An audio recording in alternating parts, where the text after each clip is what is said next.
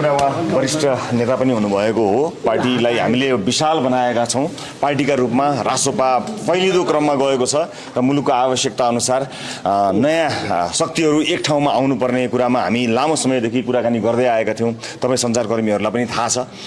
त्यसै अन्तर्गत यसलाई चाहिँ निरन्तरता दिने क्रममा हामी प्रतिबद्ध भएर आफ्नो प्रतिबद्धताप्रति कायम रहेर यसलाई अगाडि बढाएका छौँ। मलाई विश्वास छ यसले एउटा नयाँ बाटोमा लिएर जान्छ। यो मुलुकलाई निकास दिने क्रममा हामीले पार्टीबाट यो क्रमलाई सुरुवात गरेका छौँ। यो प्रक्रिया नै हो। आजदेखि औपचारिक रूपमा भागभण्डा सुरु भयो रासोपामा भन्ने प्रश्नहरू उठ्न थालेका छन्। यसलाई कसरी खण्डन गर्नुहुन्छ? भर्खरै सुनेको प्रश्नकै खण्डन गर्नु र प्रश्न उठेको मलाई थाहा छैन। थाहा पाएपछि भन्नुला। होइन, भागभण्डा त भयो नि त। आज यो टिमबाट यो भयो भन्ने कुरा त आयो नि।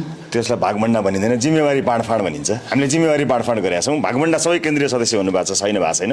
अब औपचारिक रूपमा बालेन्द्र शाहलाई यो पार्टी कार्यालयमा कहिले स्वागत गर्नुहुन्छ? अब सल्लाह गर्छौँ नि, चाँडै देख्नुहुन्छ।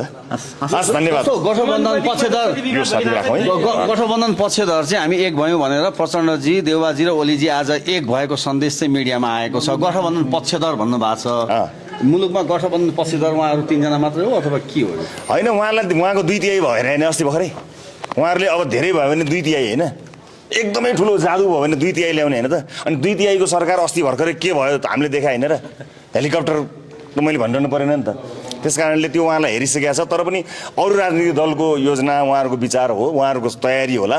उहाँहरूलाई मेरो शुभकामना छ। हामी हाम्रो तयारीमा छौँ, उहाँहरूलाई मेरो शुभकामना छ। तर उहाँहरूलाई चाहिँ हामीले चाहिँ देखेको हो, यति मात्र भन्न चाहन्छु। मेरो कुनै उहाँहरू चाहिँ टिका टिप्पणी होइन कि हामीले उहाँहरूको 2 तिहाईको सरकार आनन्दले देखेको अस्ति भर्खरै देखायो।